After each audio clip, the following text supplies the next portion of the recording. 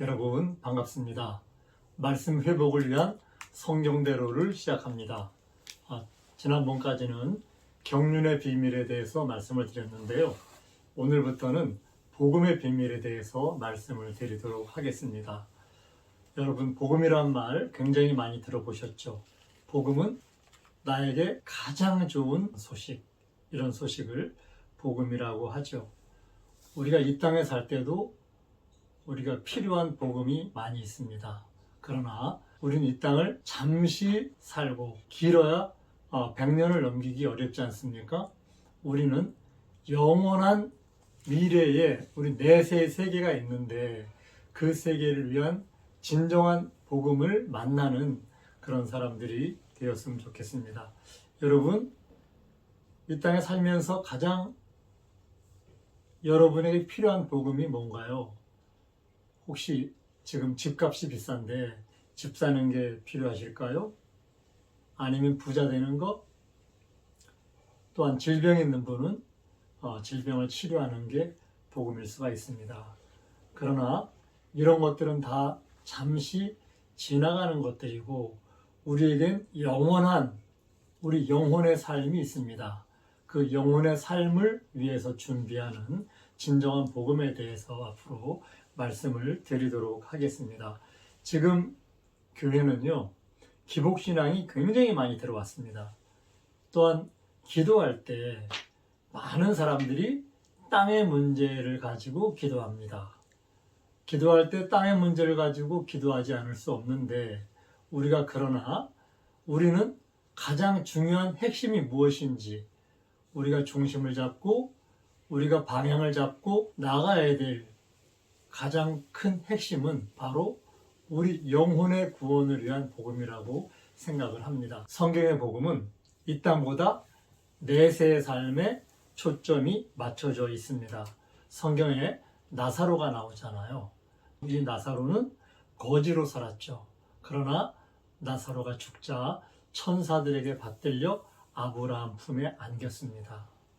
또한 나사로가 머물던 그 집의 부자, 나사로는 그 부자의 상에서 떨어지는 것을 먹고 살았는데 그 부자는 이 땅에서 연락을 즐기며 살았지만 그는 고통을 받는 음부에서 나사로를 바라보면서 부러워하는 그런 입장이 바뀌는 말씀 우리는 알고 있는데요. 우리는 이 땅에서 어떠한 어려운 일을 겪고 설사 우리의 삶이 그렇게 어려움 가운데 끝난다 하더라도 나사로와 같은 삶을 산다 하더라도 마지막에는 하나님을 만나는 그런 삶을 사시는 게 진정한 우리의 영원한 큰 복된 복음의 삶이라고 생각을 합니다. 가장 큰 복음은 하나님 나라에서 영원히 살 수 있는 영생이라고 생각을 합니다. 성경은 구약과 신약으로 되어 있잖아요. 구약은 39권이죠. 또한 신약은 27권.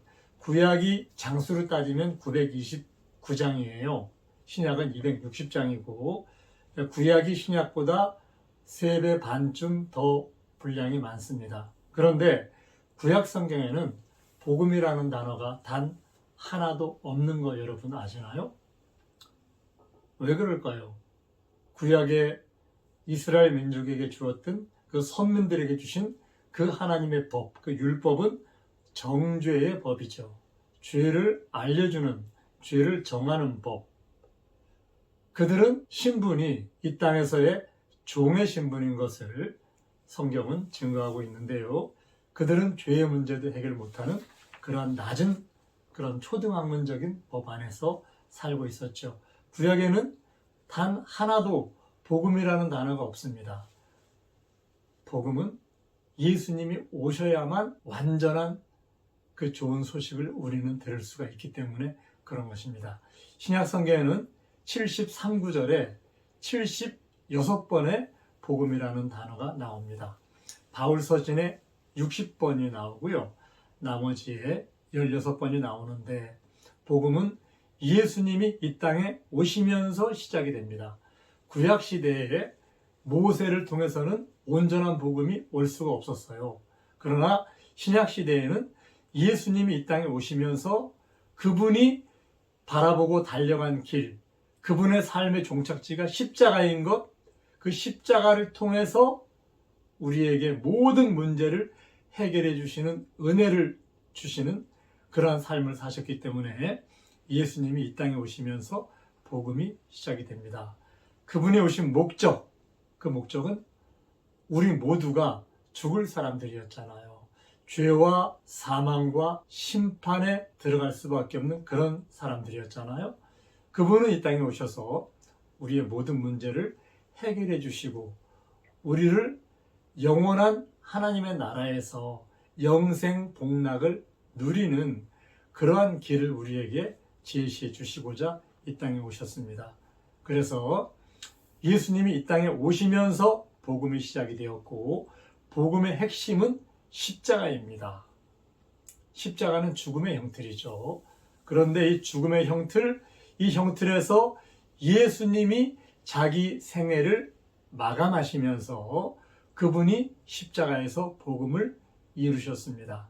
바로 그분은 십자가에서 죽으시고 장사되시고 사흘 만에 부활하심으로 말미암아 인류가 지금까지 해결하지 못했던 모든 죄의 문제를 해결하시고 또한 죽어있는 영을 그분의 부활과 연합시켜 살리시는 그 은혜를 베푸심으로 예수님은 십자가에서 복음을 완성하신 것을 알 수가 있습니다.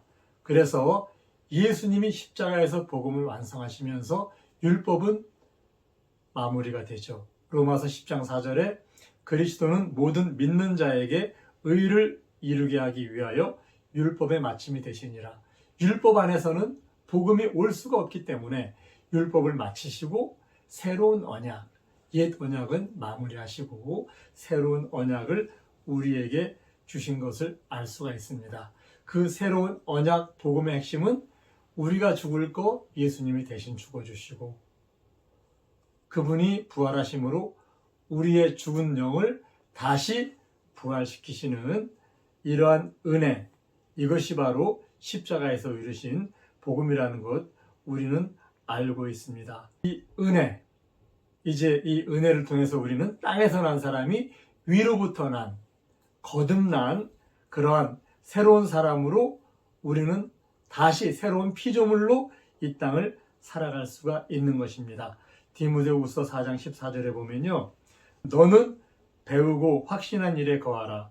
내가 어려서부터 성경을 알았나니 성경은 능히 너로 하여금 그리스도 예수 안에 있는 믿음으로 말미암아 구원에 이르는 지혜가 있게 하느니라. 바울이 디모데에게 한 말씀이죠. 너는 배우고 확신한 일에 거해라. 내가 어릴 때부터 성경을 알았지 않냐. 이 성경은 예수 안에 있는 믿음으로 말미암아 구원에 이르게 한다. 이렇게 얘기하고 있습니다. 여러분 성경 많이 읽으시죠? 여러분들도 성경을 아시는 분들이세요. 이 성경 안에는 믿음으로 말미암아 구원에 이르는 그 복음의 지혜가 있습니다. 여러분은 구원을 확신하십니까?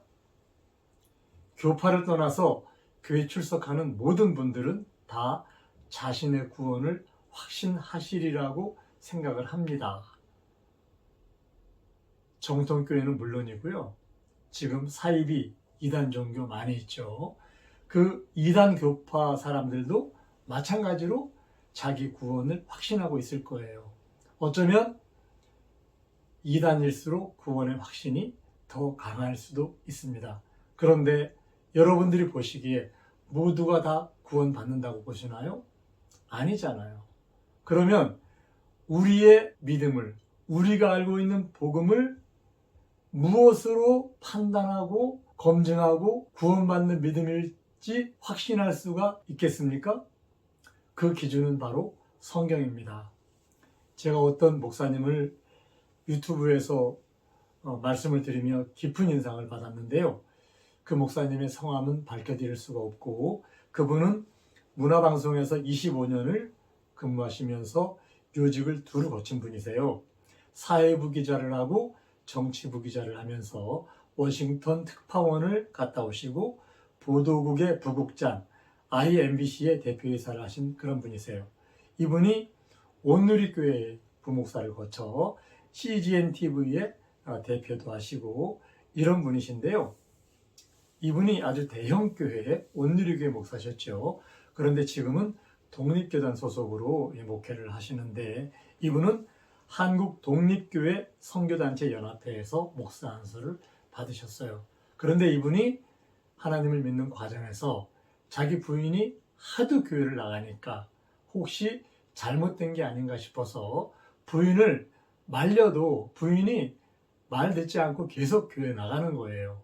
그래서 부인을 못 나가게 하려고 하면 도대체 내 집사람이 믿는 하나님은 어떤 분이신지를 좀 알아야 되겠기 때문에 성경을 4번을 읽었다는 거 아니에요?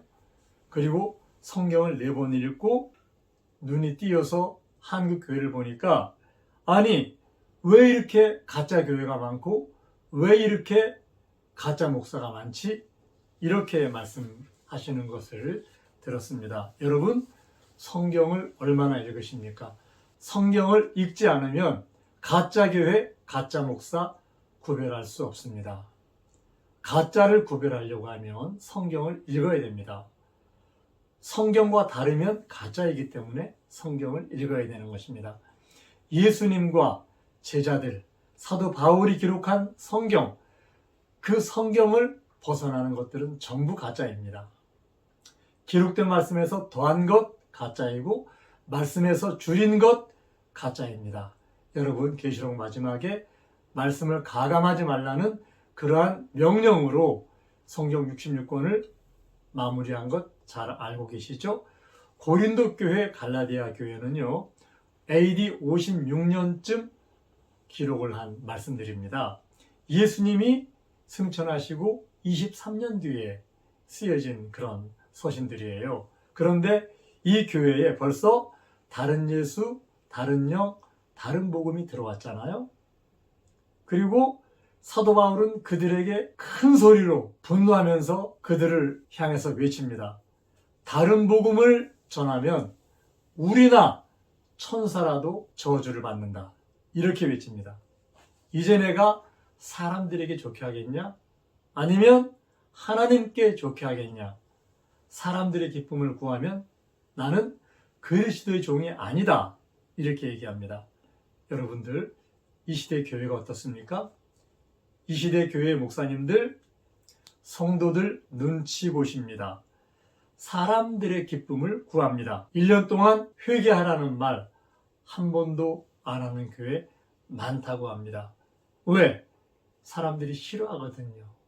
복 받으라고 하면 아멘 한대요. 그런데 회개하라고 하면 조용하답니다. 사람들의 기쁨을 구합니다. 그러면 이분들 누구의 종입니까? 예수님의 종인가요? 아닌가요? 고린도서 11장에 보면요. 고린도 교회에 다른 복음을 전한 그들에게, 사람을 기쁘게 하는 그들에게 성경은 광명의 천사로 가장한 사단의 일꾼이라고 정죄하고 있습니다. 여러분들 부디 성경을 읽으시고 복음을 검증하고 복음을 판단할 수 있는 그러한 진리의 지식을 가지시기를 바랍니다. 말씀을 전하는 자는요, 생명을 다루는 사람들이에요. 사람들의 생명, 천하보다 귀한 게 사람들의 생명이라고 성경은 얘기하고 있잖아요. 말씀을 전하는 자는 정말 정확하게 성경대로 접근을 해야 됩니다. 성경대로 말씀을 전해야 됩니다. 그렇지 않으면 결국은 사단의 일꾼으로 전락해서 저주받는 자리에 들어갈 수밖에 없습니다. 여러분들 모두가 복음 안에서, 진리 안에서 참다운 하나님의 나라를 바라보는 삶을 사시기를 예수님의 이름으로 부탁을 드립니다. 감사합니다. 성경대로